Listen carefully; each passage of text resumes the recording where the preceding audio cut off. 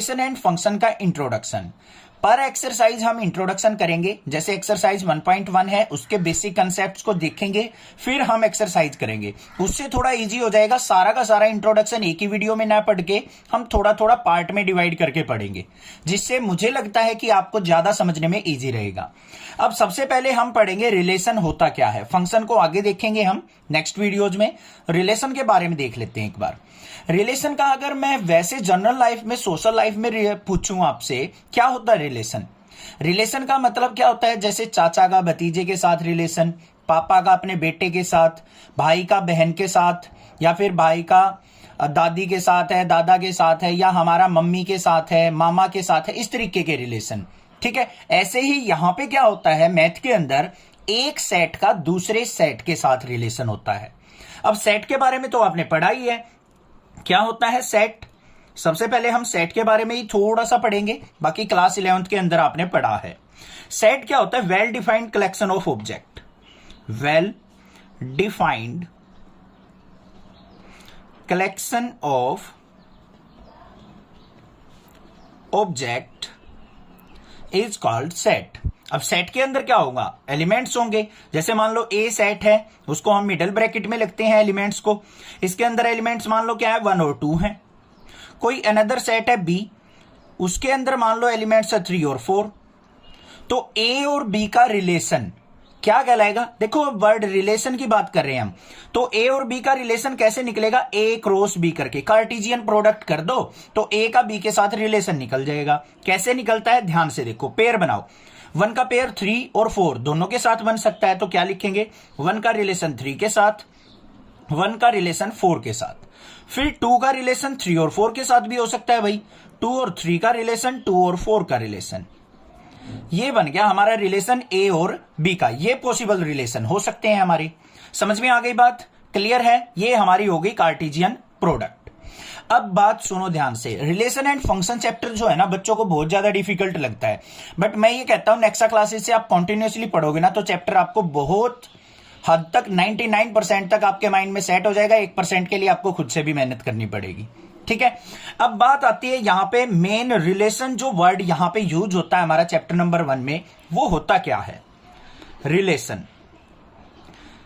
Relation का मतलब क्या होता है? हमें कोई पर्टिकुलर कंडीशन गिवन होती है, उस कंडीशन के हिसाब से हम जो ए क्रॉस बी के एलिमेंट्स होते हैं ना, उनमें से कुछ वैल्यूज को पिक किया जाता है।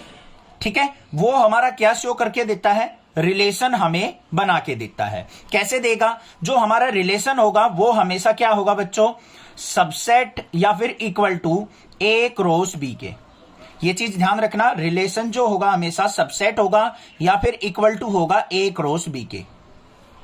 तो मतलब एग्जांपल देख लेते हैं। एक मान लो रिलेशन इज इक्वल टू हमें गिवन है एक्स वाई का, such that y is equal to 2x। ये मान लो हमें क्या दे रखा है? रिलेशन डिफाइन कर रखा है। समझ में आ गई बात? रोस्टर फॉर्म में। अब यहां पे क्या करना है? हमें इसको लिखना है। तो r इज इक्वल टू, यहां पे देखो बच्चों, y is equal to 2x। अब कोई भी वैल्यू लिखी जाती है, ये x होता है, ये y होता है। तो यहां पे रिलेशन में कौन सी वैल्यू हमारी निकल के आएगी? यहां पे ये वाली 2,4। जब x की वैल्यू 2 पुट करेंगे तो y की वैल्यू हमें 4 मिलेगी। तो एक वैल्यू यहां से हमने पिक कर ली, ये आ गया यहां पे रिलेशन के अंदर एलिमेंट। तो आगे ना बात समझ में। रिलेशन जो होगा हमेशा ए क्रॉस बी का सबसेट होगा, या फिर इक्वल भी हो सकता है। ये सारे के सारे एलिमेंट्स रिलेशन में आ जाए, ऐसा कोई रिलेशन दे रखा हो हमें। ठीक है, कैसे? एग्जांपल के तौर पे अगर मैं यहां पे बात करूं तो यहां पे तो नहीं बनता, बट यही चीज आपको पता लग गई होगी कि जो भी हमारा रिलेशन होगा वो हमेशा ए क्रॉस बी का या तो सबसेट होगा या इसके सारे के सारे एलिमेंट्स होंगे। ये चीज क्लियर है? अब दूसरी बात, अब आपको क्लास 11th में आपने छोटी सी चीज पढ़ी थी, डोमेन और रेंज। वो भी आपको थोड़ी सी पता होनी चाहिए। जैसे मान लो कोई भी वैल्यू लिखी जाती है 1,3। यहां पे क्या है? ये x की वैल्यू है, ये y की वैल्यू है। तो ये जो x होता है ये क्या होता है? हमारा डोमेन। और ये जो y होता है ये होती है हमारी रेंज। मतलब डोमेन को पुट किया जाता है, उससे जो हमें वैल्यू मिलती है उसको हम रेंज कहते हैं। समझ में आ गई बात? यहां तक क्लियर है? ठीक है, उसके बाद बात करेंगे हम टाइप्स ऑफ रिलेशन की, और मोस्ट इंपॉर्टेंट वही है इस चैप्टर के अंदर, इस एक्सरसाइज 1.1 के अंदर। टाइप्स ऑफ रिलेशन में आता है हमारा, सबसे पहले आता है एम्प्टी रिलेशन। अब एम्प्टी सेट आपने पढ़ा होगा, कुछ ऐसा ही हमारा होता है एम्प्टी रिलेशन। एम्प्टी रिलेशन से मतलब क्या है, अगर हमारा रिलेशन के अंदर कोई भी एलिमेंट प्रेजेंट ना हो, r इज इक्वल टू क्या हो, 5 हो, देन हम कह सकते हैं कि ये रिलेशन हमारा एम्प्टी रिलेशन है। अब जैसे हमने पिछले यहां पे पेज पे बताया था a क्रॉस b, उसके अंदर एलिमेंट्स क्या थे, 1,3, 1,4, फिर 2,3 और 2,4, ये एलिमेंट्स थे हमारे ए क्रॉस बी के अंदर बच्चों। अब मान लो आपको रिलेशन कोई दे दे, relation is equal to X Y such that, X का वाई के साथ रिलेशन कैसे है, Y is equal to X cube. मान लो ये रिलेशन दे रखा हो आपको, तो यहां पे देखो बच्चों, एक्स की वैल्यू 1 पुट करते हैं, 1 का क्यूब, वाई की वैल्यू क्या आनी चाहिए 1, तो ये तो रिलेशन है ही नहीं हमारे यहां पे प्रेजेंट। तो यहां पे हमारे पास चारों में से कोई भी वैल्यू ऐसी प्रेजेंट नहीं है जो Y is equal to X cube को सेटिस्फाई करती हो, कि एक्स की वैल्यू पुट करे और वाई की वैल्यू क्यूब होके आ जाए।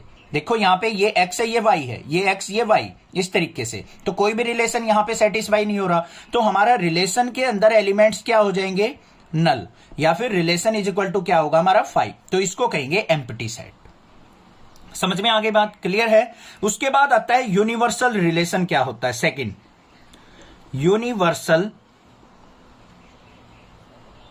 रिलेशन। यूनिवर्सल का मतलब होता है, यूनिवर्स मतलब सारी की सारी वैल्यू, मतलब जब हमारा relation is equal to A cross B के इक्वल हो, ए क्रॉस बी के अंदर जितने भी एलिमेंट्स के पेयर बने हैं ना, वो सारे के सारे अगर रिलेशन में, जो भी हमें रिलेशन गिवन हो उसके अंदर सारे के सारे एलिमेंट आ जाए, तो उसको हम यूनिवर्सल रिलेशन बोल देंगे। समझ में आ गई बात। अब जो ये रिलेशन होता है ये हमारा 3 टाइप्स का होता है।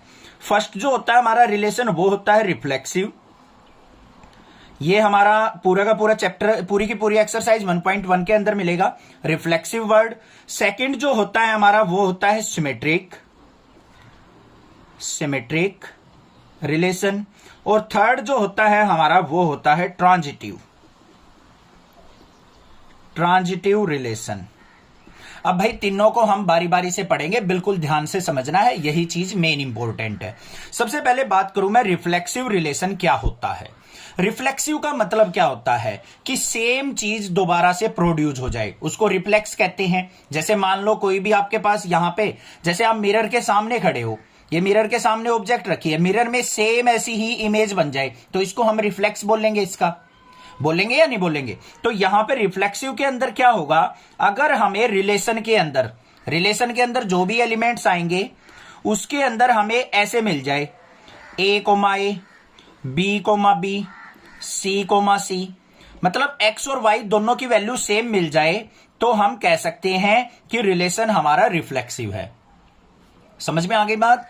x और y की वैल्यू, दोनों की वैल्यू क्या हो, सेम हो। जैसे a, b, b, c, या फिर 1,1 मिल जाए, 2,2 मिल जाए। ये इस तरीके की चीजें अगर हमारे रिलेशन में प्रेजेंट होंगी तो हम उस रिलेशन को रिफ्लेक्सिव रिलेशन कह देंगे। आगे बात समझ में। अब आती है सिमेट्रिक की बात। अगर मान लो हमारे पास a, b ये पेयर रिलेशन के अंदर प्रेजेंट है, तो b, a अगर ये भी हमारा रिलेशन के अंदर प्रेजेंट होगा तो हम इसको सिमेट्रिक बोल देंगे, नहीं तो नहीं है। समझ में आ गई बात। जैसे एग्जांपल 1,2 अगर मान लो रिलेशन के अंदर है और 2,1 भी रिलेशन के अंदर है, तो ये हमारे क्या हो जाएगा, सिमेट्रिक रिलेशन हो जाएगा। आगे क्लियर है। लास्ट देखते हैं ट्रांजिटिव रिलेशन हम किसको कहेंगे। अगर मान लो हमारे पास a, b कोई पेयर है एलिमेंट्स का, वो रिलेशन के साथ बिलोंग करता है, और b, c भी हमारा क्या करता है, रिलेशन के साथ बिलोंग करता है, तो a और c अगर ये भी हमारा रिलेशन के अंदर प्रेजेंट होगा तो हम कह सकते हैं वो ट्रांजिटिव रिलेशन है। अगर a और c रिलेशन के अंदर नहीं मिलता है हमें, तो उसको हम ट्रांजिटिव रिलेशन नहीं कहेंगे।